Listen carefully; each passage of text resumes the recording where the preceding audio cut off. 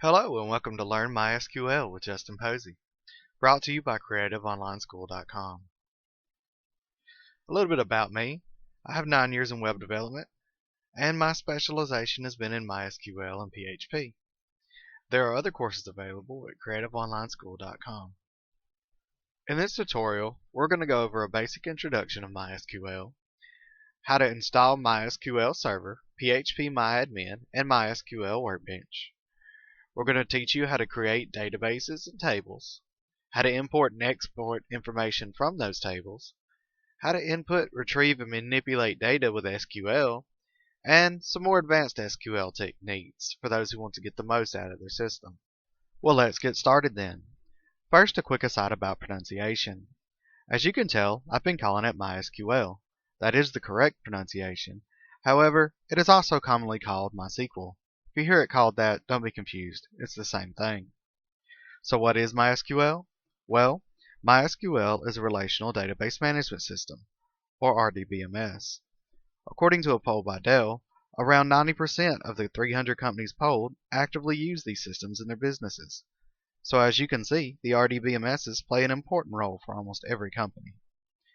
MySQL is one of the most widely used of the RDBMSs in the world.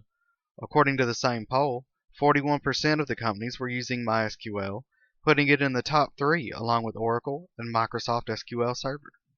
So now that we know it's important, the next question is, just what is a relational database management system?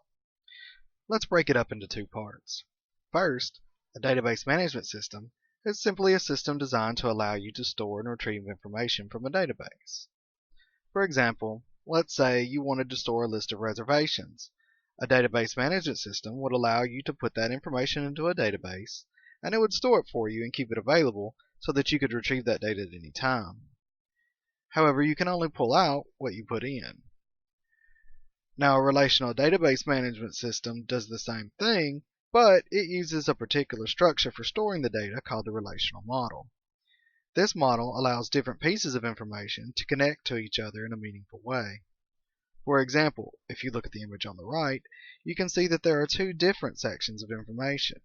But despite these being stored separately, you can produce a combined section of the information. This is possible because both sets of information have something in common, the activity code. That commonality is what relates them. And storing information with those commonalities is what makes the database relational. So how does MySQL store and retrieve data? It uses something called the client-server model. In this model, the database typically resides on a server and is accessed via a client through the internet. A client can be an interface for direct manipulation, such as PHPMyAdmin, or it can even be a website, application, or program which operates behind the scenes. Now that we know what a client is, let's talk about how a client communicates with a server. To do this, it uses something called SQL, or Structured Query Language. This language can be used to define, update, and query the database. A query is just a term for the set of instructions sent.